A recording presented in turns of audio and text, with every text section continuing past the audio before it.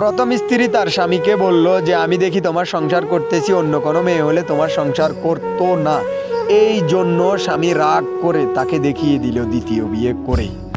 যখন প্রথম স্ত্রী খবর পেয়েছে তার স্বামী দ্বিতীয় বিয়ে করতে চলছে, তখন সে বিয়ের অনুষ্ঠানে এসে সে একটা ঝগড়া সৃষ্টি করলো। আমি বোনদের উদ্দেশ্যে একটা কথাই বলবো, স্বামীর সাথে ভালো ব্যবহার দিয়ে কথা বলবা। কথা বলার সময় ফলো করবা যে তোমার কথার কারণে স্বামী কি করতে পারে, তোমার স্বামীর মেজাজ কতটুকু সেটাকে তুমি ফলো করতে হবে, সেটাকে লক্ষ্য করতে হবে। স্বামীর মেজাজকে তুমি দাম দাও, সম্মান করো, ইজ্জত করো, তাহলে তোমার ভবিষ্যৎ সুন্দর হবে। আর যদি তুমি স্বামীকে সম্মান করতে না জানো, স্বামীকে কদর করতে না জানো, তাহলে তোমার কখনো বিয়ে বসার আর সংসার করার কোনো অধিকারই নেই। স্বামী পুলিশকে খবর দিয়েছে, পুলিশ এসে তার প্রথম স্ত্রীকে নিয়ে যাচ্ছে। তো আমি বন্ধুদের উদ্দেশ্যে একটা কথাই বলবো, লাস্ট কথা, যে স্বামীর সাথে কথা বলার সময় হিসাব করে কথা বলবেন।